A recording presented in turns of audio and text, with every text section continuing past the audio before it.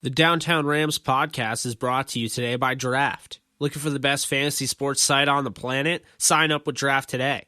For a limited time only, our listeners will receive $3 matching their first deposit of at least $10. Use promo code DTR or visit draft.com/DTR to sign up now. Draft. Fantasy for the people. Now enjoy the show. Caught by Brandon Cooks. Shoot your arrows. Cooper Kupp plucks it out of the air and gives the Rams the lead. Robert Wood, touchdown. LA. Goff goes crashing into the end zone. Aaron Donald almost beat the football there. Corey Littleton, have yourself a day. Picked off. Marcus Peters coming off the edge. And Ryan will be wrapped up by Clay Matthews. Everett in stride. Wow. Franklin Myers gets his hand down there. Leto got a hand on it. Did he pick it? He did! Racing down the sideline is Akeem Talib. Gurley for MVP! Touchdown LA! Picked off by John Johnson. Well, it's Dante Fowler who is able to get to Breeze. Greg Zuerlein sends the Rams to the Super Bowl! LA will play for the Lombardi! Welcome back, guys, to the Downtown Rams podcast. It's episode 239. I'm your host, Jake Ellenbogen. Joining me, as always, is Alexis Kraft, and we have a very special guest. You may have heard her in the preseason announce booth, and that is Mina Kimes, senior writer at ESPN. How's it going, Mina? Thanks so much for coming on. Hi, guys. Thanks for having me. I'm excited to have a venue to talk about these cuts, just because I've gotten so attached to so many of these guys over the preseason. Yeah, definitely. We know the feeling, and, with these cuts coming out, it's certainly been interesting to watch for sure. And we're going to dive into that. But, real quick before we start, I just got to ask you, what was the experience like for you in the booth during this preseason? I mean, what was that like? Well, it was a blast, largely because of the guys I got to work with.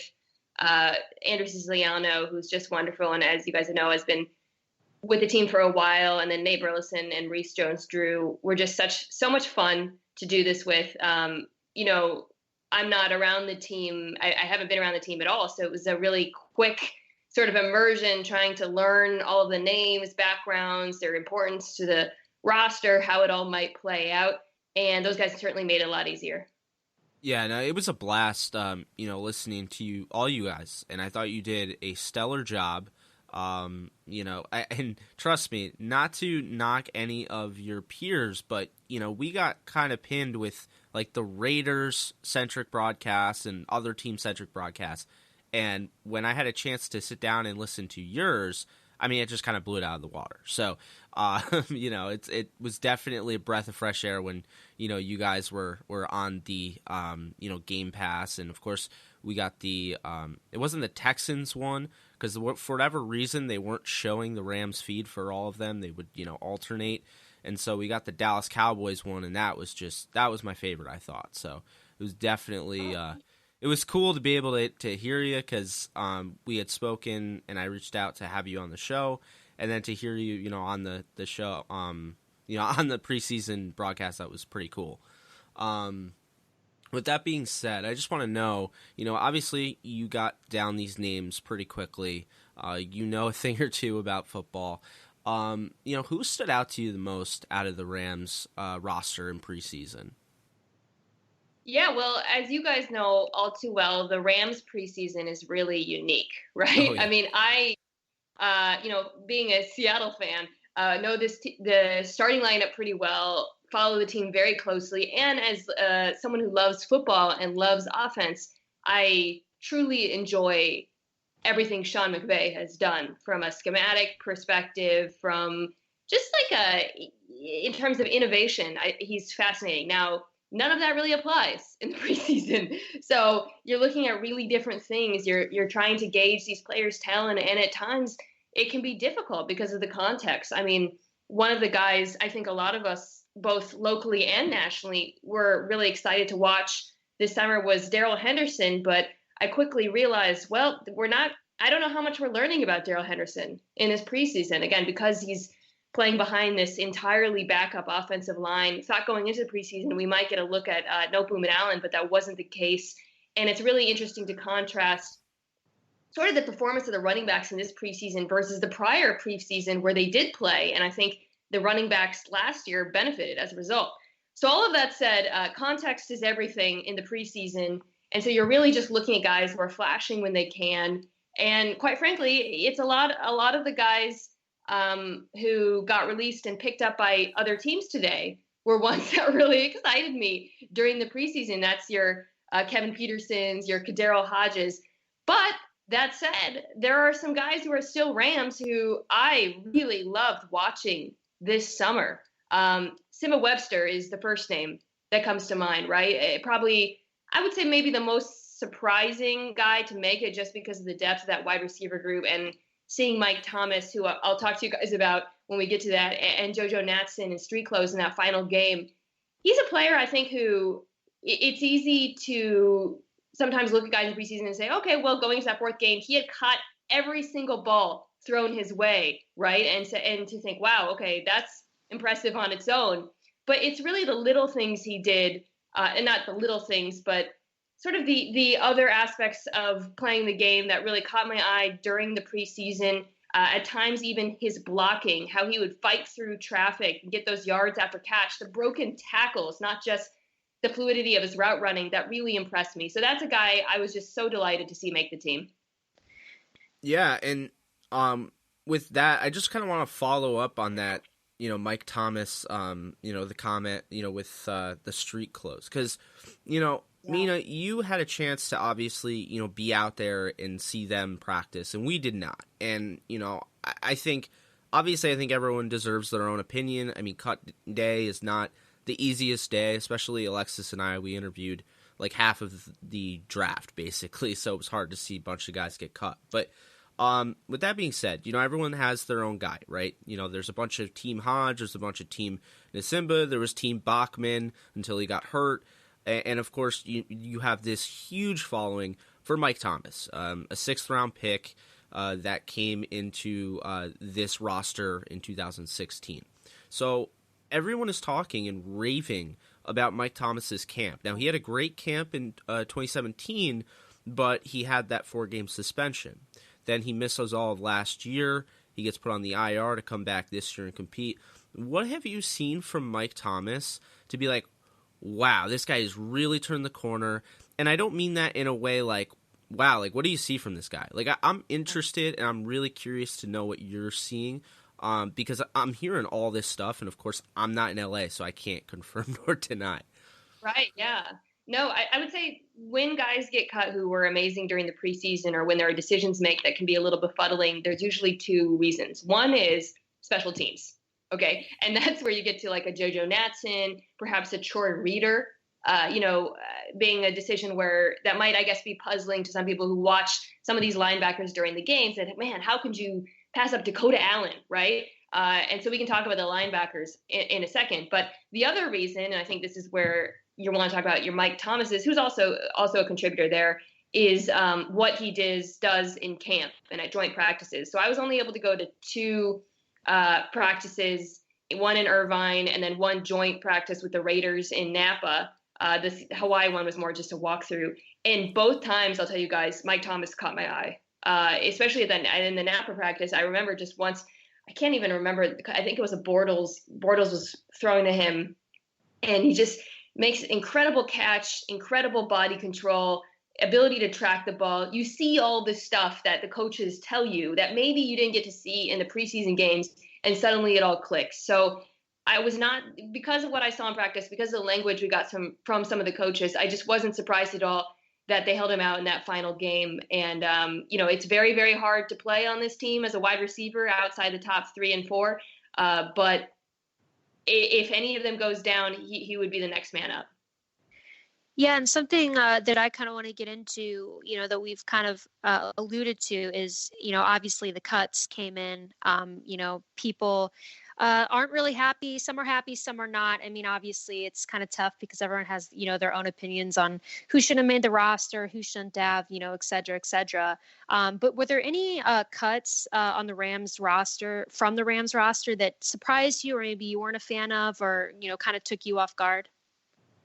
I guess Allen, although he's on the practice squad, right? That's already been confirmed. Yeah. That inside linebacker position, given what happened with Micah Kaiser getting hurt and sort of if there was any opportunity for young players to make this team, it's at linebacker, right? And we saw that. They kept Nitrez Patrick, who's also just a fabulous story in himself, amazing, making that switch to the outside. Obo breaking out during the preseason. There was opportunity there. And I think we saw how good Dakota was in these games, just flying around. I will add at that inside linebacker position, yes, we can talk about there being opportunity there, but that's a position where you don't play a lot of football, right? The Rams, I think, play at least well over 50%. I think maybe close to 60% of their defense is in nickel or dime. And often you're going to see Taylor Rapp, right, in on those sub packages as a sort of additional, almost a linebacker role. So it's a position where your special teams importance in terms of this regular season roster is elevated. And I understand because of that why Allen didn't make the team, but man, he was awesome in preseason. Yeah, that was a little bit of a shocker, especially because they ended up keeping Nick Scott. So, it wasn't just because he was a 7th rounder. They did keep Nick Scott, Penn State 7th rounder. And, you talk about the special teams, of course, and I know people were really shocked, like you mentioned, Troy Reeder. I'm a little surprised, though, about, somebody like Steven Parker. He had a phenomenal preseason last year, and then he's on the practice squad all of last year. Gets to take that team photo right before the Super Bowl. Like, he is part of that, like, history. And then he comes, and he just looks like he got better, in the offseason. And he shows out in preseason, and he gets cut. And I think this is probably a player that they, thought that they could probably sneak onto the practice squad again. But, I do want to touch on that because the Rams, being in the Super Bowl, a lot of attention is at them. And the Patriots and Rams, I don't think it's a mistake that the Patriots and Rams had the highest players that were claimed by other teams. The Rams had 5 and the Patriots had 4. What would you say was the worst loss of all of the waiver claims that maybe the Rams are trying to sneak onto the practice squad? Yeah. Well, I think Parker's a good name.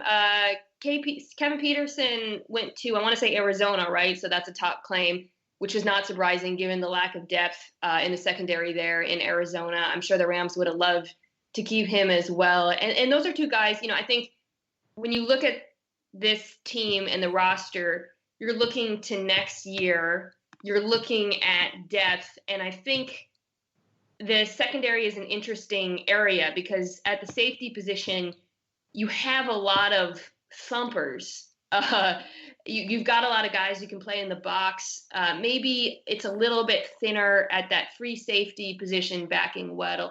So that's someone area where I'm sure they would have loved to keep him. And then I think at corner, I mentioned this a lot during the preseason. Every time we talked about how deep the defensive back position was, but with Talib and Peters both in contract years, there's going to have to be some decisions made there. And it is an area where I'm sure, again, you would love to have depth and an opportunity to develop guys. Obviously, they have David Long, the 3rd-round draft pick, who I thought played well in the preseason, played a lot of football in the preseason, which leads me to believe they were still kind of evaluating him and wanting to get him experience.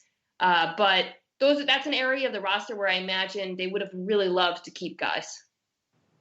Yeah, for sure. And is there anyone who got cut this year that you think will ultimately make the 53 later on this year or possibly next year? I could see Allen cracking it next year for sure. I imagine the reason he didn't was special teams. Again, if we're kind of making the comparison between him and Reeder, for example. And so if he's able to kind of elevate that phase of his game, I think he has a real shot at it. Yeah, it's always interesting because you only get 53 players to keep. You get a 10-man practice squad unless you are part of that international program. You get 11 on the practice squad, like the Bills. And then really what you'll see, I mean, it's almost kind of comical the way their NFL teams that are like, this guy has a bruised elbow, so you put him on IR and he's going to be done for the year. It's basically like an extension of the roster to keep him on the roster for next off season, right? So you see that a lot, and it's always, interesting with that. I do want to touch on the offensive line because, Mina, I'll be honest with you, I am honestly terrified if there is, any bit of an injury that happens, and it's a 16-game season, likely going to be around 18 games for the Rams. So, I mean, if anybody gets hurt on this offensive line, where's the depth? Because, all I see is projection. I see, a third-round pick, Bobby Evans, that I don't think is ready to contribute if anything should go, south. I think David Edwards probably, shows you the most. He has the higher floor. But even still, he's not – I don't know how good he would be. And then I just didn't see really anybody jump out. Like, they don't have, like, a sixth man or a seventh man. They're really not that deep. And I keep saying depth is what you have, available, now. And I just feel like, to me, it's all projection, it's all potential, it's all upside. But what is your take on that? What are you seeing, and do you think they're okay at that position?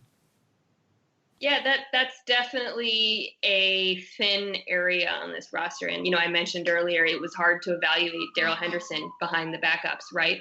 And you guys watched the preseason last year. I did to prepare for this season. You saw the running backs picking up significantly more chunk plays early on in games than they did in this preseason. The same running backs, by the way, your John Kellys, right? Which I think speaks to more of the offensive line than the talent of the backs on the roster, especially on the inside. That, what we do, or what I do, is kind of look at the starting lineup and ask, okay, what would happen if, say, Brian Allen was injured? With Aaron Neary fracturing his ankle, is there a backup center on this roster? That's an area to watch, by the way, to see if Vitas Frankowitz gets practice squad. I don't think so. I think you'd have to move Austin Blythe potentially to the inside and start a little bit of musical chairs. And that's what happens when you don't have a lot of depth, right, at the position. So I agree that that's an area I'd be a little bit worried about. They did love David Edwards and what he did in the preseason and what he's done at camp. Bobby Evans is requires a little bit more development. But that's an area I wouldn't be surprised maybe if they go and grab a vet or two over the next couple of days. Yeah, for sure. You mentioned Vitas Hrankowicz was a guy who I really liked, and a guy who Jake and I talked to before preseason. And he's someone who I definitely want to see end up on that practice squad because I was really impressed with him in the preseason. So I've kind of been checking all day, on Twitter, trying to find the news, see what happens with him. But in regards to Blake Bortles, he's our backup right now. But do you think that teams should start leaning more off script rather than going with the veteran journeyman quarterback? Because you kind of see some teams starting to do that now in the league. So I was just wanting to hear your opinion on that and what you think the deal is with that. Well, if you guys watched the preseason games, I do not disguise my affinity for John Wolford. I think he's awesome. And by the way, the Broncos picked up Brandon Allen, which is funny to me because it just really shows if you play good in one game, right? But it was against Allen's them, right? best game by far. And I thought John Wolford outplayed him pretty clearly in the preseason. Yeah. And he wasn't picked up, so I'm sure the Rams will bring him back to the practice squad. My colleague Andrew Siciliano made a great point, which is he's just like the perfect practice squad quarterback too, because he can simulate Kyler and Russell Wilson as best as possible for the Rams. But I just think he's such a playmaker, and I thought he was a lot more accurate, and then also obviously brings the athleticism to the table as well. But to answer your question, I understand why they would roll with Bortles. He is a high variance starter. Was at Jacksonville. There were times where he looked like one of the best quarterbacks in the NFL. Honestly, there were weird stretches of time there where he did. But then also points at which obviously he struggled with mechanics and decision making. But I thought he did look pretty solid in the preseason. And, in terms of what they want from him as a backup, not just his rapport with Jared, they're good friends, but also that sort of veteran presence, being sort of the familiarity with the coaches, it makes sense, because with backup quarterbacks in this league, most of the time, if you're going to that, you're just trying to get through a game or two. Yeah, I just love, the off-schedule ability of John Wolford. Just seeing that going back to the Arizona Hotshots, and I know people were like, I'm not really into the AAF, but man, I watched every single game. Like, I was into that, and Wolford was a star of that league, and so was Garrett Gilbert, and I don't think there's, it's not a shock that those two, were signed immediately to NFL rosters, but it's not just Wolford. It goes back to, Kyler Murray was the number 1 overall pick. I mean, he kind of has that similar, I'm not saying he is Kyler Murray, but he has kind of that similar mobility. And I just feel like, what the question Alexis was asking, it makes so much sense, because it's like, we're seeing it, and I'm not saying Rosen is like that, but we're seeing that kind of in, Miami. They named Ryan Fitzpatrick the starting quarterback, and it's like in a season where it really looks like they're, just tanking, right? It looks like they're just trying to rebuild. Why is he starting over, Josh Rosen? Like, wouldn't you just want to go with the fun, exciting, erratic, high risk, high reward type of guy over just going with the Sean Hill backup? That's just me. I mean, like, if your season has already reached a plan B where your quarterback, say Goff goes down, and I'm not even saying this about Bortles, but say if it was Sean Mannion as the backup and it was between him and John Wolford, I'd want Wolford, because Mannion is just going to run a really conservative offense that's not going to win you games. It's going to keep you in games, and it's going to ask even more of your defense. So I just think that looking around the league, I think that's definitely an area I'd like to see more teams go. Although the traditional 6'5" one-read quarterbacks are always going to be around. But with that being said, how good of this season do you think the Rams are going to be? Because everyone's saying Super Bowl hangover, and Alexis and I, whether you call us biased or not, because we are a Rams podcast, we don't really see that. We see a team, a roster, and a coach that just continue to get better every single year in this mixed need era, right? And so I feel like this is probably their best roster to date. And then I don't think you can discount, Jared Goff being in the same system again another year. We saw Sam Bradford being in 4 different offenses, 4 different seasons, and how that can, disrupt your flow. So what do you think, about the Rams this year? Will they be better? Will they be worse? Will they be more of the same? I guess to start off with sort of their potential for this season, I have them as, one of the top 3 teams in the NFC, no doubt, with the Eagles and the Saints.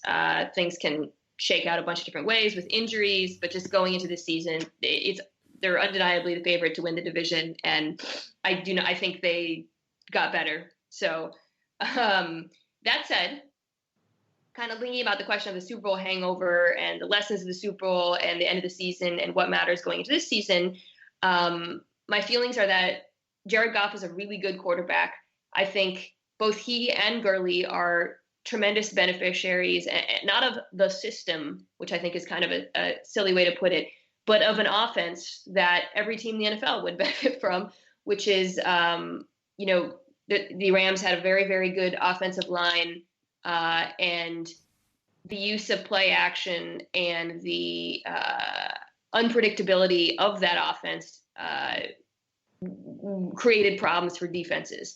I think in the Super Bowl and a couple of the games down the stretch, you saw defenses that did a good job of adjusting to that, but I don't think that is something that's very easy to do.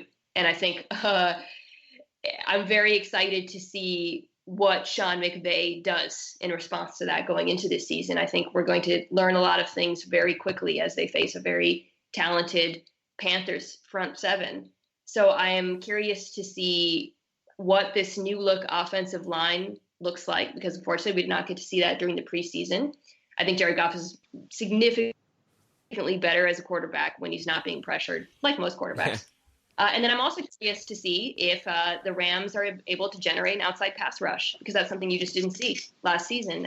We've heard great things coming out of camp about Dante Fowler. Obviously, Clay Matthews is in there, although I don't think he brings quite as much to the table as he used to as a pass rusher. But if Dante Fowler is what we've heard, that's just going to be so tremendous for this defense, a defense that really shown in the Super Bowl was kind of up and down during the regular season. Sorry, that was a very long answer. Well, no worries there, because you bring up the pass rush. And so I got to bring this up because Jadeveon Clowney was just traded to the Seahawks, which is a team that you are very familiar with. Yeah. So, I have to, get your opinion on how much of an impact do you think that makes in the NFC West? It's huge. I still think the Rams are the favorite to win the division. And my feeling before the trade was that the Seahawks were a borderline wild card team. I think this cements them as a likely wild card team, just because the pass rush was the biggest question mark by far with this team. It was frankly non-existent. They had Ziggy Ansah coming back week 1 reportedly, but outside of that, with Jaron Reed, who was the main source of the interior pass rush being absent the first 6 games within a suspension, it was a massive, massive problem, and they just fixed it. So it's massive, massive for Seattle. And, as I'm sure you guys know, I've seen the reaction from the NFL over the last 24 hours. It was quite a heist. Yeah. I was getting ready to go into Yankee Stadium, and I saw that on my phone. I'm like, are you kidding me right now? Like, is this real? And then everybody in the line was just going insane. Like, they really didn't give up that much. I believe it was Jacob Martin and Barkevius Mingo and a 3rd-round pick. Yeah. I mean, and then you see the same day, Houston gets they give up 2 first-round picks to get Tunsil and Stills, which is I'm just kind of confused as where we're going here with the value chart. I mean, since when do you get 2 first-round picks for, I think Tunsil is good. I think Tunsil was a better prospect than he is a player right now, if that makes sense. I thought he was going to be like a generational talent at tackle, and he's kind of disappointed, but I feel like he's kind of, settling in and becoming established in the league, but he's not by no means a top 3 tackle, and then Stills by no means is like a top 10 receiver, so I just don't understand where the first-rounders come from. And then, you look at the Clowney move, and it's Jacob Martin, who, I believe he came from Cincinnati, and, he's talented and somebody that, can definitely be developed. And Barkevius Mingo, who's, a widely renowned guy, as being bust, So, and then 3rd-round pick. So it's just kind of confusing, like, where are we going here with, like, all these... The trade value just seems like way off on some of these, because Khalil Mack was he got 2 first-round picks in return. And yeah. I think Khalil Mack's a lot better than Stills and Tunsil. But I mean, what's your take on, those 2 trades, like as far as the value and like, were you shocked at the end of the day by, what the Texans did? Because I know they drafted 2 offensive tackles early on in the draft. Yeah, both those tackles are playing guard, so that's the situation there. But yeah, I guess the quickest way to answer that is it turns out having a general manager is important, which Texans do not have right now. So the Clowney trade was interesting, basically because Clowney had all the leverage in that situation, right? So you knew I think at one point it was reported that the Dolphins were trying to do Tunsil for Clowney or something that would have been a lot better for Houston, but he didn't want to go there. And because he was able to dictate where he wanted to go, he was refusing to sign the tender, he chose Seattle. And as a result, Seattle had all the leverage because Clowney had all the leverage. And that's on the front office because that's a trade they should have made long ago, right? Similarly to how Seattle traded Frank Clark to Kentucky and got a great return, or Kansas City and got an excellent return. On the other side, with Tunsil, that it's funny because it was a wonderful value for Miami, absurd for Houston, but by the same token, I'm weirdly glad they did it because I'm tired of watching Deshaun Watson get pulverized. I really enjoy watching him as a quarterback. But that's a head coach also who is fighting to keep his job, right? And Bill O'Brien. And it kind of shows you why you want different people with different stakes and timelines making decisions, because his timeline is very much this year, and he made a decision that reflected that. Yeah, for sure. And, just to wrap it up, I just, want to hear your opinion or one bold prediction from you for the Rams 2019 season, or maybe a couple if you have a few. Oh boy. Okay. I'll just have one based on what I saw in camp, right? Because like I said, obviously a lot of the things in the preseason, while they may have ramifications for next year, you saw no Boom and Allen next year, the redshirt kind of years, less so this coming year. Although I think Taylor Rapp will be a contributor for sure. But based on what I saw in camp, here's my prediction. Gerald Everett is going to ball out. I don't know if that means, there's been reports, maybe McVay will put 2 tight ends on the field at the same time. Obviously didn't do a lot of that. I think, 7% of the time off the top of my head, the Rams did that last year. How much they run 11, all that changed a little bit towards the end of the season. But regardless of whether or not they have both Higbee and him on the field at the same time, I think he's going to be a contributor. He's an incredible talent. Yeah, I think I'm really excited to see Gerald Everett finally reach that, next step, because, as you know, he was drafted in that draft with all those tight ends, O.J. Howard, Njoku, Evan Ingram, George Kittle. I mean, that was one of the craziest, I think, anyway, one of the craziest tight end drafts, like maybe ever. But really hoping he finds his stride, and obviously this is the system to do it. Mina, thank you so much for coming on. We really appreciate it. It's been a lot of fun. We look forward to the NFL season and having you back on when the Rams play the Seahawks. Thanks for having me, guys. I really appreciate your support during the preseason. Yeah, of course. Have a good one, Mina. All right, guys. So that was Mina Kimes. Hope you guys enjoyed. I had a blast. I don't know about you, Alexis. That was a lot of fun. Being able to have somebody on that we literally heard in the announce booth and during preseason, and then just get her thoughts on not only that experience, but the roster. Yeah, for sure. And she was so awesome, and just, it was so fun to talk to her and kind of get to pick her brain. Exactly. And, we were able to talk to her after, we had some information on the practice squad, but like some as in like we had maybe one guy, and that was Dakota Allen. Now all the information's out. So we're going to have a full breakdown of the 53-man roster and the practice squad. We're going to give you our thoughts on that. Before we get into that, we did have a question from a fan on Twitter.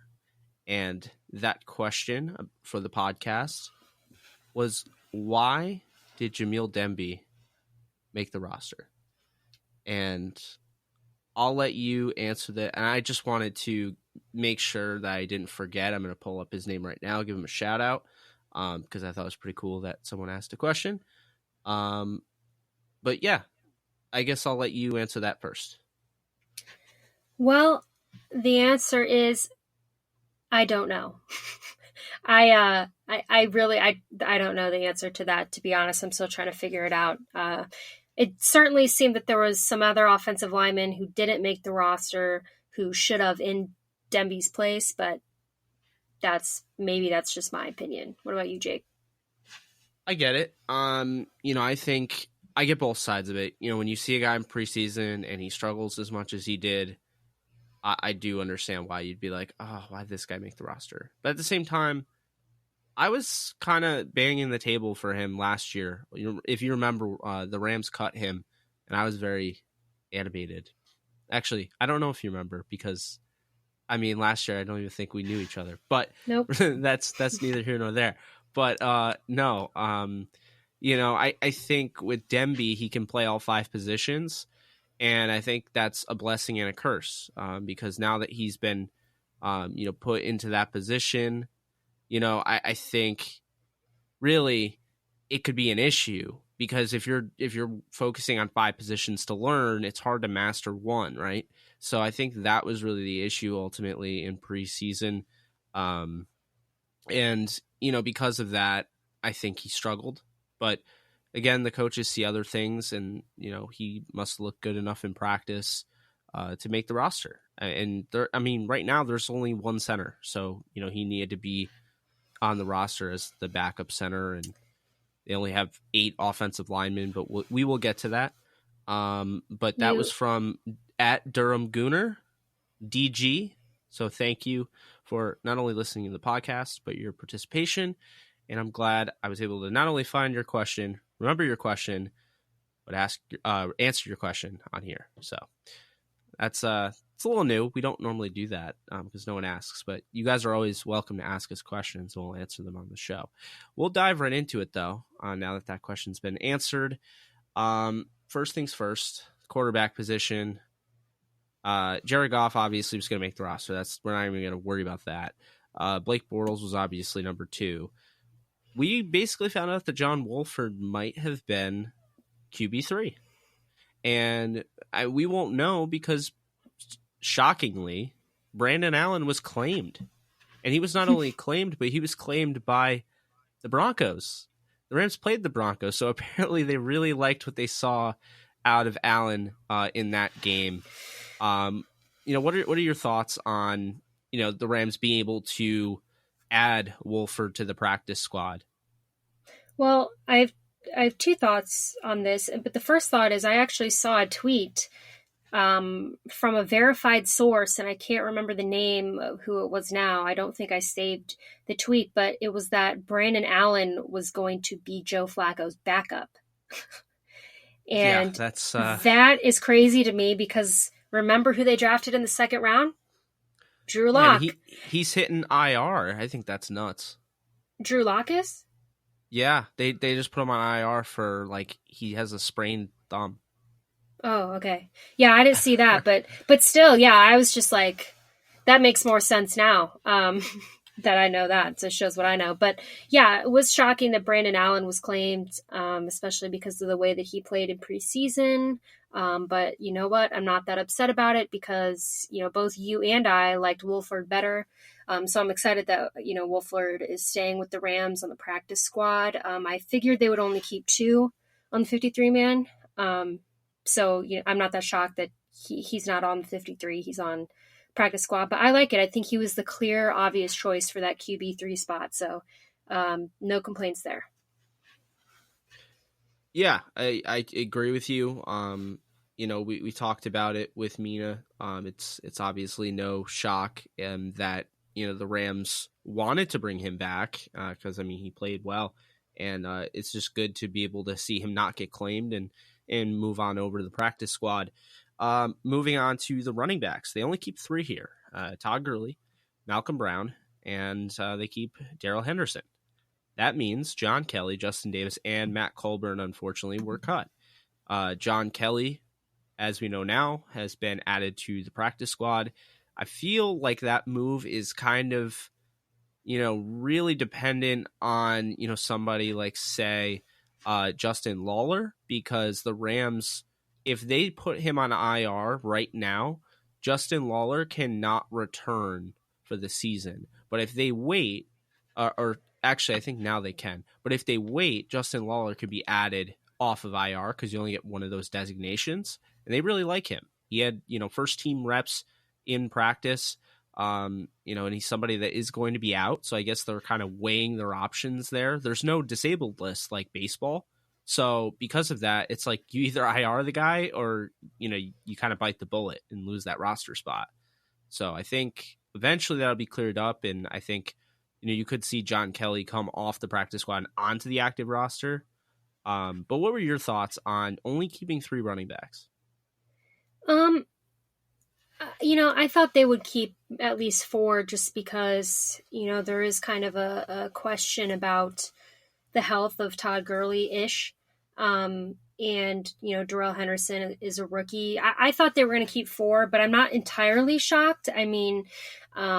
Malcolm Brown was obviously, I think, the 3rd running back choice for most people, including myself. And then I think they made the right call by keeping Justin Davis on practice, or sorry, not Justin Davis, John Kelly on the practice squad. But yeah, I mean, it's a bummer to see guys like Matt Colburn, who I really liked, and I know you really liked, get released, but I'm not surprised at, the running backs that they kept. Yeah, and I just want to, clarify something because I mentioned, the proverbial speed dial list. And I'm sure people they liked it because they saw a bunch of names that weren't on the Rams that they liked that potentially could be on the Rams again. Who knows? But really, to just kind of, touch on that, the speed dial list is kind of an imaginary term. But really, it's when you have players like Justin Davis, who the Rams are familiar with, who didn't make the roster right now, but if he's available in, say, week 14 and they have a myriad of injuries or something, he's on speed dial. Like, he's the next guy in line. So I want to make that very clear that, these guys can come back. The guys that were claimed can come back, because to assume that a Kadarius Hodge, to assume that Stephen Parker, really any of those guys that were claimed will stay on the roster all year in a 16-game season, it wouldn't be, correct. You shouldn't assume anything in the NFL. Guys get caught all the time. And keep in mind, a lot of these guys, the Rams wanted to bring back. So always keep that, idea open. These guys are on quote unquote speed dial, just in case anything crazy happens. The Rams want that familiarity. They know the guys, they've been around them, and they're always kind of, as them. As far as the receiver room goes, this was definitely surprising to me because, as well as anybody, I'm a huge Nasimba Webster fan. And of course, I believe you are as well. We had him on the show. I'm also a big Kadarius Hodge fan. So I kind of saw the writing on the wall that they were going to cut Kadarius Hodge. And I do believe it is a mistake because I think, they're really high on Mike Thomas and JoJo Natson. I'm not even saying I'm against the, keeping Mike Thomas. I think the Natson thing honestly kind of bothers me because I feel as though Natson is somebody that wasn't as great as everyone makes him out to be last year. He had a good start. He was a guy that kind of had that Tavon Austin type of playmaking ability. But I think people, and including the Rams, I think they kind of saw what Tavon Austin was and what he could have been. And then they saw somebody like Natson that was kind of like him. And so they were like, wow, this guy does not hesitate. He just goes like, there's no hesitation. There's no, dancing, returning punts. Like, he just hits a hole, right? My issue is that I feel because of Tavon Austin, it kind of made them value JoJo Natson even more. And Pharoh Cooper is one of the best that year he had in 2017 is one of the best returning years in Rams history. And it seemed like they're really quick to let him go after a really bad postseason. So I guess my thing is, why JoJo Natson? Like, you keep Woods, obviously, Cooks, Kupp, Reynolds. That's your four-headed monster. You're saying, Mike Thomas is, killing it in training camp, and of course, Mina did mention that, so I'll give the benefit of the doubt there. Why keep JoJo Natson? Like, what are your thoughts on this receiver room? Am I being too ridiculous to think that maybe that was kind of a reach to keep 7 receivers? I don't feel too strongly about how the Rams handled the wide receiver situation. I was glad that they kept Nasimba. I really like him, as you mentioned. As far as the JoJo Natson thing goes, I'm pretty indifferent on him. I definitely can see why the Rams value him. I do think that they value him more for the return game than they do the receiving game, and I think that's part of the reason that he's on the roster is for that special teams reason. I would have to agree with you, though, on Mike Thomas, because I just haven't seen a lot out of him. I don't dislike him, but I think, compared to maybe some other guys, I think there just hasn't been much out of him that I've seen to maybe warrant a 53-man roster position. But, like you mentioned, there are things that the Rams see that we don't. For all I know, he's been balling out in practice and doing really well. I think Mina maybe touched on that, but I wasn't too concerned with the receiving situation. I will say that I was happily surprised that Nasimba made the roster, though, because, we really like him. Yeah, well, I mean, he just did so much. And, I mean, again, so did Hodge. So it's like you really never know, but it was definitely cool to see him. It's also cool. I want to mention something. Alex Bachman he was waived with an injury designation. That's actually a good thing. He wasn't going to make the roster. He didn't have that great of a preseason, and really part of it was, it was just kind of unfortunate, right? He got in late in games. He was put in situations. He had to make like really tough bang bang type of plays. Talk about the one against Keyshawn Nixon in coverage, where Keyshawn broke it up. He just didn't have a ton of opportunities, and so he was not going to make this roster. And by him being waived injured and reverting back to the IR, he is now guaranteed, as long as the Rams want to, he's guaranteed to compete in training camp next year. And I think that's really cool. It's how Mike Thomas is in this position, right? Teams are using that IR as an extension of their roster because they only have 53 spots. So it is cool that Bachman will play, or will fight for a roster spot next year.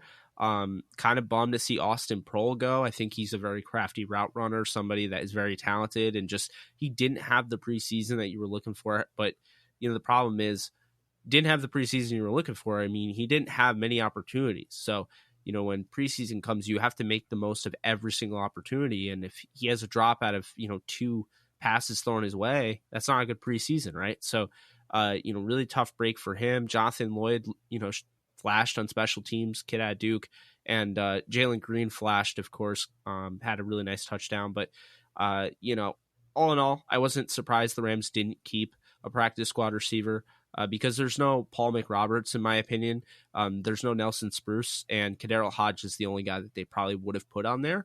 And he got claimed by Cleveland, and I think, first off, that's a great fit for him. I think he's going to be the 4th receiver in due time over there. But you just don't force the issue, right? You already have 7 receivers. If there's not a guy you don't feel worthy of the practice squad, you don't need to keep a receiver. So I know people were complaining about that, but I get it. Moving on, and this will make you happy because we're talking about tight ends. And while Kendall Blanton didn't make the roster, it was Tyler Higbee, Gerald Everett, and Johnny Munt, which we really expected our last episode. Kendall Blanton did make the practice squad. Your guy, Adam Mizzou, beat out Romello Brooker and Keenan Brown for that practice squad spot. Now, this is cool because the Rams only have 3 tight ends. We talk about, Kendall Blanton being labeled as a blocking tight end. I told you I felt as though he didn't block well, but he did have a couple huge plays, including a touchdown pass from John Wolford. That was one of the best passes I've seen in preseason. Blanton, like you said, is a developmental guy, has a lot of potential. What are your thoughts on this? I mean, obviously you're excited, but I want to know, where do you see this going? Could he get called up this year even? Yeah, definitely. I think that's the whole reason that they kept him. I mean, like you said, he was brought in along with guys like Romello Brooker and Keenan Brown. When that happened, as you mentioned, I've been saying, I know that this guy is not ready yet, but he will be. I've seen what he can do in college. Everyone just kind of recently saw the last game, what he can do in the pros. Granted, it was preseason, but I think that they realize that they just need to give him a little bit more time, a little bit more practice, put him up against people in practice that are going to make him better. And I think if he just gets a couple of things down, like you mentioned, the blocking, he could easily, I think, be called up this season. I think he could easily be a tight end number 3 on this team. I think he's one of those guys who hasn't even, touched the potential that he could possibly reach. So I was very happy that, the Rams put him on the practice squad. I think it's well deserved. He's my guy. I hope that, he gets a few things down and, just keeps practicing, keeps grinding. And I definitely think that maybe by the end of the season, he could be on that 53-man roster. Yeah, I mean, I think it's really important to just get on the practice squad because as long as you're in the building, you have a chance. And, I'll just say this right now. With the tight ends, there's no true blocking tight end. You can say Tyler Higbee got better as a blocker, and you could say that Johnny Munt is a blocking tight end, although I just think that's far from the truth. Someone mentioned that, and I just don't believe it. The Rams don't have a Rhett Ellison or a Lee Smith type of blocking specialist, and it shows on their team. And I think, when you're trying to run, 12 personnel, and you're trying to run, you're trying to run the football. You want a guy that's going to be able to help in as a run blocker. And I just don't feel like, even in pass pro as well, I just don't feel like the Rams have that guy. Higbee continues to get better, but he's never going to get to that level where you're looking at him as one of the best blocking tight ends in the league, like a George Kittle, like Rob Gronkowski was, you're not going to see anybody on this Rams roster right now become that. And so I feel like that's the one thing where if the Rams wanted to kind of go out and maybe, acquire Lee Smith off of waivers, I think that would have made sense. It's not the sexiest move. And I know a lot of, the casual fan base would be like, blocking tight end, really? But I mean, these guys show up. They don't show up in the stat sheet, but they show up on film. And so I don't feel like they have any of those guys. So this is a huge opportunity for Bland. If he gets better as a blocker, he could really, make an impact. With that being said, we have the offensive line. Now, they keep their starting five, obviously, the ones that we expected: Whitworth, Noteboom, Allen, Blythe, and Havenstein. Then they keep 3 offensive linemen. Former 6th-round pick out of Maine last year, Jamil Demby. 3rd-round pick out of Oklahoma, Bobby Evans. And 5th-round pick out of Wisconsin, David Edwards. And I got to say, my prediction backfired for me with Chandler Brewer. I said I guaranteed he would make the roster. And I'm, true to my word. Anytime I'm right, cool. Anytime I'm wrong, I'll let you know. I was wrong about Chandler Brewer. They should have kept him, however. He makes the practice squad along with Jeremiah Colon in kind of a shocking event there. Vitas Hrankowitz somehow was cut and not brought on the practice squad, which was a little bit of a head scratcher to me. Matt Caskey, Brandon Hittner, and Abdul Beecham were also cut. And Aaron Neary, if you're wondering why I didn't mention him, he's suspended. He's suspended for 4 games, so the Rams can really do whatever they want with him. They can keep him around because they don't have to make a decision until week 5 after his suspension. So I want to get your thoughts on this unit, because to me, and I brought it up with Mina, this is the scariest unit to me. I think it's a good-looking group of starters, but again, you have 2 starters that are young and we really haven't seen much of in Noteboom and Allen, and I just don't think they have depth. But what's your thoughts? I totally agree. I think the 2 areas on this Rams team that scare me the most are the offensive line and the linebackers. And the offensive line is the most worrisome to me. Like you mentioned, the starters I don't really have an issue with. It's the depth. I was, when they made the cuts, the biggest upset for me was Vitas Hrankowitz. I thought absolutely deserved a shot on the practice squad. I even thought that he should have probably been on the 53-man roster. That was just me. I was expecting him to at least be in the practice squad, and they cut him. They kept a guy like Jamil Demby, who I, have not been impressed with. But, and then the 2 tackles, we've talked about on our show a lot how we feel about Bobby Evans. And then I really like David Edwards, actually. So, I don't have an issue there. But, yeah, I think this offensive line is a little bit worrisome to me. I think this is, week 1, next Sunday, when we play the Panthers. That's what I'm going to be keeping my eye on because, I don't have no faith, but I don't have a ton of faith. And I really want to see what they do because if they can't protect Jared Goff, if they can't protect Todd Gurley or Darrell Henderson or whoever's in that backfield, it's going to be a really long season for the Rams. So, yeah, I'm a little worried about it, but, I could be more worried. So I don't really – that's my thought on that. That was a terrible answer, but – No, it's not a terrible answer. The problem is, there's not really much we can really say that we haven't already said. And we're not trying to – repeat ourselves over and over and over again because everyone knows how we feel about Bobby Evans. We weren't a fan of the pick. We're worried because it's all this potential talk, but if he has to come in and be the right tackle for Havenstein that goes down, or he has to, God forbid, play left tackle, I mean, he's going to get eaten alive. He's just not ready. So there's definitely a worry when you grab a guy in the third round, you expect him to start, and he can't start. He can't even back up. As far as David Edwards, he gets kind of unfairly kind of pushed into this mix. But I would feel comfortable with him if he had to play, a few series, say like Whitworth, gets, nicked up a little bit and they take him out for 2 series. I don't think it'd be the end of the world. I do, however, think Edwards is just average at this point, which is, it's good to get an average player, in the 5th round, but I don't think he's good yet, if that makes sense. So, I had him as a 2nd, 3rd round grade, somebody that, can start, but I don't think he would be a great starter. But with Evans, that's really my worry. With Demby, I almost wonder if just, switching, and I say this all the time, I really think Aaron Kromer just shuffling the offensive line at will kind of, screwed with the chemistry and the continuity on the offensive line. And so I think it was really hard to get into a rhythm for the offensive line in preseason because they were constantly moving all over the place. So if Demby is playing and he's playing next to 4 guys that are starters, you're probably going to see a different Demby than you did in preseason.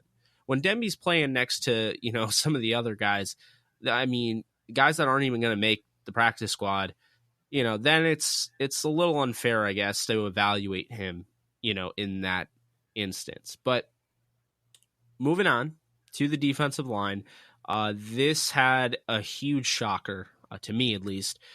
So the Rams keep Michael Brockers, Aaron Donald, Sebastian Joseph Day, Tanzel Smart, Morgan Fox, and Greg Gaines. And I did not mention John Franklin Myers because the Rams actually cut John Franklin Myers. That was absolutely shocking to me. They also cut Boogie Roberts, Bryant Jones, and they cut Marquise Copeland, but he cleared waivers, and he is now on the practice squad. Kid from Cincinnati who had a sack and had a decent preseason. I was bummed, because you and I are fans of Boogie Roberts, and I was bummed to see him not get that practice squad spot. But I mean, I just want to know your thoughts, because you know how I am with John Franklin Myers. I mean, he's one of my favorite players, but I want to know your thoughts on John Franklin Myers. I mean, first off, I just to touch on real quick, you touch on Boogie Roberts. I mean, that broke my heart. I thought for sure he was going to be on that practice squad at least. I thought he was very deserving of that spot. But he's not. So, that's really unfortunate. And as people who listen to the show know, I've been bringing him up like every episode of this preseason because I'm just such a fan. But I still believe that he's going to, do big things, not with the Rams. But as far as John Franklin Myers goes, that was another bummer. That was a complete shock to me. Something that I never would have thought would happen. I think he's a very, very talented player. We saw him show up big in the Super Bowl last year. That was a guy who, looking at the Rams roster before they finalized 53, I never would have imagined not being on it. So, I mean, that's really all I can say. I just thought it was a bad move by the Rams to get rid of him. I think he's going to play very well in New York. He got picked up by the Jets. So, yeah, I mean, I don't think, I have no question that he's going to continue to be successful. I just wish that it would be on the Rams. Yeah. So I think I did a nice job of not going off like the wire, when we were talking about, guys like Kadero Hodge. But this John Franklin Myers move is just so bizarre to me. It doesn't make any sense. Because here's the thing. If he didn't have that great of a preseason, if he didn't have that great of an offseason, you're basically saying that the fact that this guy was kind of their diamond in the rough, Stephen F. Austin, defensive end, kind of a tweener, I may be in the minority here, but I felt as though he was a long-term project for Wade Phillips' defense. I did not expect him to even really play last year, and he was the only one really out of the draft class that logged any bit of playing time. and he overachieved. He was the Rams Rookie of the Year. I'll see people will say, well, it's because he's the only one that played. Well, exactly. But Sebastian Joseph Day made the roster, and he, 7th round pick, and he didn't really play at all. So to me, I look at this and I was not only stunned, but I just don't feel like this makes the Rams better. I think it's not going to, take the Rams a whole step back. John Franklin Myers isn't Aaron Donald. But when you find players like this and they make big plays and big moments, you might not have won that Vikings game without John Franklin Myers. The Patriots game might have been a little different, without John Franklin Myers. And quite honestly, in your rookie year, to have plays like that and to come up big like that and to be the second in pass rushing efficiency on the defense that has Aaron Donald, Michael Brockers, and Ndamukong Suh, and then just to let him go in the next year because he didn't quite take the next step, I feel like the Rams were being impatient. So yeah, I think the Rams made a mistake. And I know people are not going to like that I say that, but I just think you're looking at a guy that was, somebody that definitely was going to be a key part in this defense, and Michael Brockers isn't going to be on the Rams forever. So yeah, I guess I'm just confused because I look at John Franklin Myers as a long-term, option on that defensive line, and to see them get rid of him after 1 year and one really good year because of an off-season preparation. I mean, he must have done something. He must have had to do something like crazy where, like, I don't even understand it. It doesn't really make much sense to me. And, I love the kid, so I'm hoping he goes to New York and just blows it up. But we will stop talking about that because I could go on and on and on and on and on. So let's go into the outside linebackers. The Rams keep 6: Clay Matthews, Dante Fowler Jr., Samson Ebukam, Justin Lawler, Obadiah Okoronkwo, and Natrez Patrick. Obviously, I told you why they had to keep Justin Lawler. They couldn't just send him to IR. What are your thoughts on this group? And, they did keep our guy Landis Durham on the practice squad. So I just want to get your overall thoughts on that as well. Yeah, I mean, the truth is I didn't really have much thought to this. I think that it was the right decision. I was really happy that they kept Landis Durham on the practice squad because he's another guy that I really like. And, the edge/outside linebacker position is really interesting because I think the main guy right there is Dante Fowler Jr., but like we've talked about before, he is on a 1-year deal. So, it's interesting to see kind of these other guys and see who they're looking at. But Natrez Patrick actually was a guy who I was very happy, but not shocked to see make the 53-man roster because he balled out this preseason. Yeah, I would definitely agree with you. I think it was pretty cut and dry. Trayvon Young, he got hurt, so he goes to injured reserve, reverts back to injured reserve after being waived, and he will compete next year. Works out for him. Josh Caraway, really bummer for that injury, but I don't know if he was going to make the roster. So this might have been a blessing in disguise if he wanted to stay in LA because he'll have an opportunity going on the injured reserve list. He's seriously injured, though, so he does have to come back from that. I believe it's an Achilles rupture, but if and when he comes back, that's somebody that could definitely make a play for the roster next year. And thing to keep in mind, Rams are going to start running out of cap space when they pay Jared Goff. Right now, they're running their roster all along the lines of having a rookie deal on the books, and so when they have to start paying Jared Goff, then you're going to be like every other team, and you're going to have to really hit it home on these cheaper, options. And so I think, guys like Landis Durham, Josh Caraway, Trayvon Young, Natrez Patrick, Obadiah Okoronkwo, they make so much sense to keep around for that very reason. Moving on, inside linebacker. I know this one shocked us that Dakota Allen was cut, but he does revert back to the practice squad. The Rams decided to keep Corey Littleton, Bryce Hager, Trayvon Howard, and Troy Reeder, and they have Micah Kaiser on injured reserve, so that effectively ends his season. what were your thoughts on this? I was shocked that they kept. I mean, we didn't interview Dakota Allen. We interviewed Troy Reeder, but I didn't think they were going to keep Troy Reeder.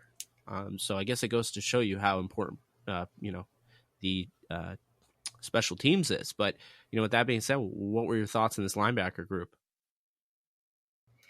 Yeah, I mean, I had the same thought. I would have thought that Dakota Allen would have made the 53-man roster and Troy Reeder would have made the practice squad, although I do like them both.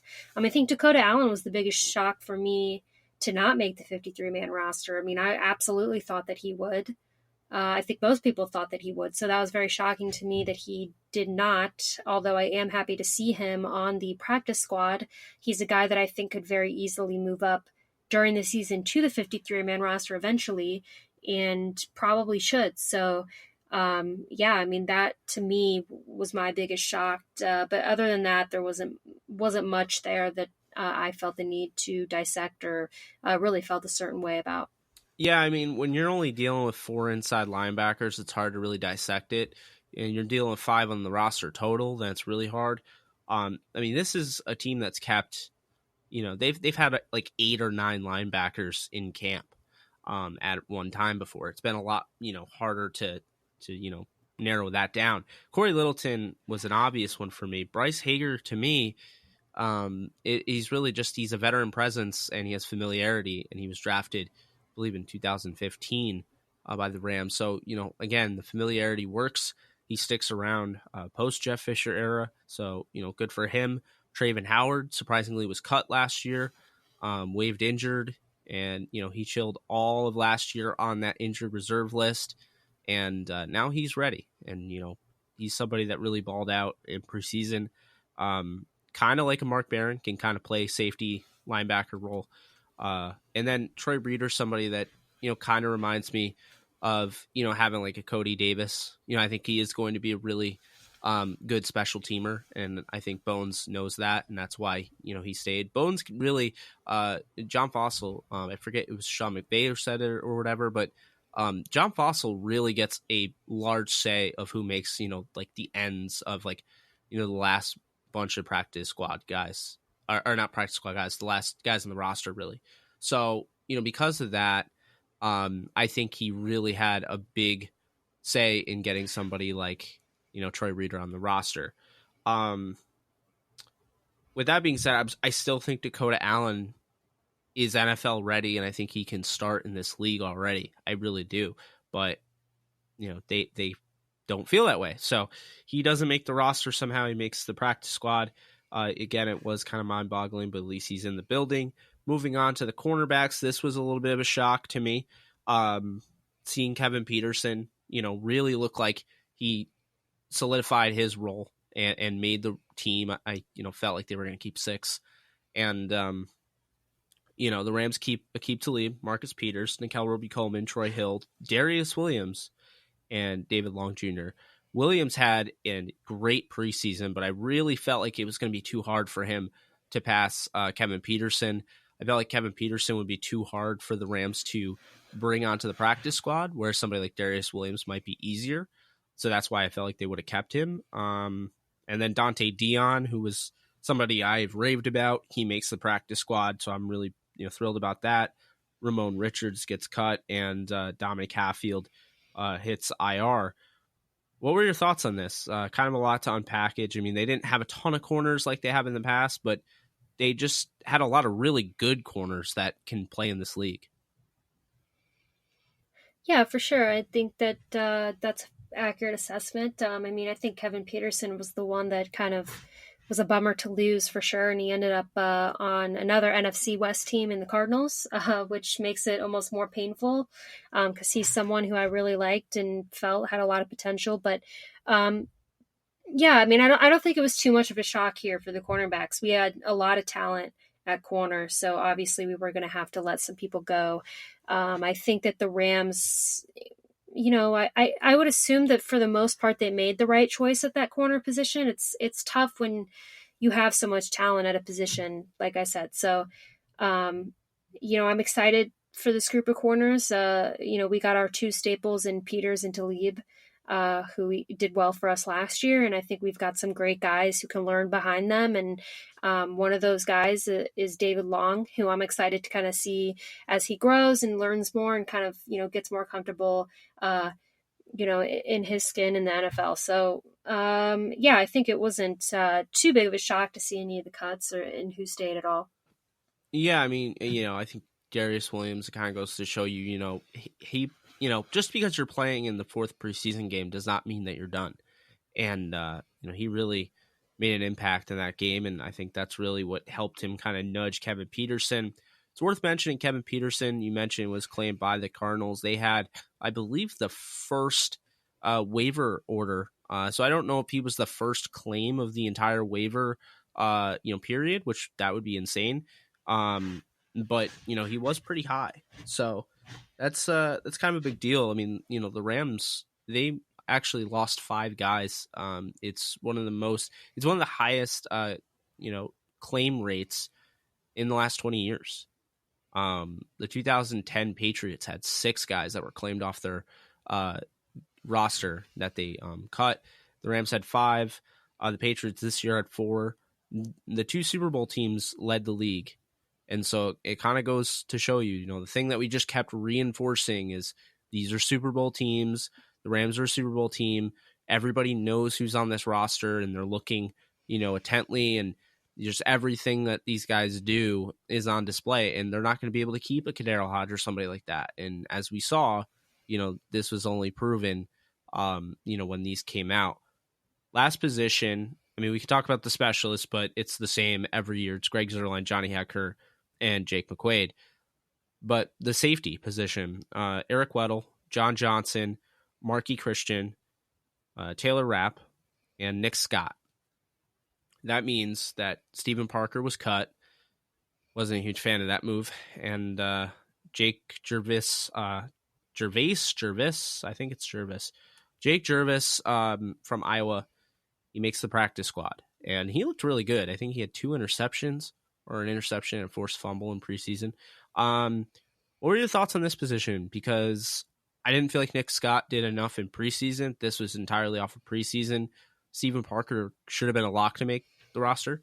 But he gets claimed by the Dolphins, and that unfortunately looks like that's the end for Stephen Parker with the Rams. So I was bummed to see that overall. Aside from Nick Scott, I think, keeping Eric Weddle, John Johnson, Marky Christian, Taylor Rapp was obvious. And then, you could have gone with Jervis or Parker, in my opinion, for the 5th guy. Yeah, I thought that Stephen Parker should have at least made the practice squad. Well, he was claimed, so that was a bummer. That was the bummer, really. I think they probably wanted to bring him on, but the Dolphins claimed him. Right, yeah. Like I really like Stephen Parker, and I wanted to see him on this team somehow. You mentioned, Nick Scott. I thought obviously Stephen Parker played better than Nick Scott, but the Rams made their decision for whatever reason. I think the special teams might have been part of the reason that they kept Nick Scott around. But other than that, there wasn't really anything too surprising with that safety position, to me at least, other than the fact that, like I mentioned, I really wanted Stephen Parker to make the team. And then, of course, you mentioned special teams, which was no shock, I think, to anybody. So, yeah. Yeah, we mentioned a lot, the DTR, Team DTR, the guys that we've had on this show. And, obviously cut day was hard for us because we saw a lot of guys that we, interviewed get cut. It sucks because, John Franklin Myers came on my show. Stephen Parker was even more different because when Stephen Parker came on my show, and this is before, you joined the fray, it was a live podcast. It was different. And I appreciate anybody that is willing to do that because, I most of the time don't even want to do that. But he suggested, we do a live podcast, and it was a lot of fun. And, he ended up going on to having, one of the best preseasons last year for any of the Rams. He did get cut, but he was brought in the practice squad. And it sucks to see him go this year, because I think, the Dolphins know what they're doing. I think they're getting somebody that he definitely has a lot of talent there. They're replacing a former Ram in TJ McDonald with a new Ram in Stephen Parker. So, I think that was really the bummer here. I think, obviously you could go through each position and find something to nitpick about, but Stephen Parker and John Franklin Myers, I think, hit the most, as well as Kadero Hodge. Those are the only three that I really was like, wow, that really hurt. The other guys, I mean, like Landis Sturm got brought back on the practice squad. He's somebody that we could see, if they want to have another edge guy and, they decide they have to put, Justin Lawler on that IR, Landis Sturm could get called up, so, guys that made the practice squad, that didn't really gut wrench me. It's the guys that, were unfortunately cut. And I don't think there's any way that they thought John Franklin Myers was going to make the practice squad. I think that they probably just were moving on from him for whatever reason. Again, it was mentioned, Mike Thomas has made multiple strides. Tanzel Smart, Sebastian Joseph Day. So all I'm going to say, Alexis, as we wrap this show up is, show me, don't tell me. You live in the show me state. I want to see this for myself, right? I want to see, I know everyone is saying, well, you can't go against Sean McVay and Wade Phillips and all those guys. And look, I get that. But you are allowed to have your own opinion and you are allowed to voice it. And so I'm just going to say that, I think that they made a few mistakes, letting a few guys go that were better than some of the guys they kept. And now it's up to those guys to prove me wrong, right? I mean, that's all we can ask for, is that those guys really step up. I'd love to see, Tanzel Smart, third-year man out of Tulane. I'd love to see him take the next step and become, a stud. I'd love to see Mike Thomas, a fifth receiver, somehow have a really good year for the Rams. Somebody that I wanted them to draft to begin with. And I'd love to see Sebastian Joseph Day be the best nose tackle in football. But, I can hear all this stuff about how they're taking the next step. I want to see it. I don't know about, if you agree with me there, but that's kind of how I feel. No, I agree with you. I would agree with that sentiment. And, we're a week away from the first Rams game, and I can't wait. We are a week away. A lot of stuff is going on. We're going to have some cool interviews. I think it was really cool to have Mina Kimes on because, you guys obviously saw her, and heard her in the booth. And, she is a Seahawks fan, but man, she did a really nice job covering the Rams from a really unbiased perspective. And at times it almost seemed as though she was, really enjoying it, with the Rams. But, nonetheless, we have a lot in store for you guys over over the year, really. We're going to have all sorts of guests on. Alexis and I will be at the game. If you guys didn't know, we'll be at the game against the Saints. So definitely look for us, but we'll have plenty of, social media interaction and stuff like that. So if you do want to meet up, we will meet up with you. Just really looking forward to this season. This is the last Sunday we're recording a podcast, without football. And, I think this is huge. I don't think that people should take the Panthers lightly. I think they are a really good football team. They, really upgraded their front seven, and the road to the Super Bowl starts week 1. So I'm excited. Alexis is excited. I'm sure you guys are all excited. Thanks so much for, giving us your time listening to our show. Hope you guys enjoyed. 53-man roster for now. That's in the books. That's all figured out. Practice squad. 10-man practice squad, all figured out. Now here comes the games. So for Jake Ellenbogen, she's Alexis Kraft. If you like what you hear, be sure to review and subscribe on iTunes or wherever you get your podcasts. And we're signing off. Later.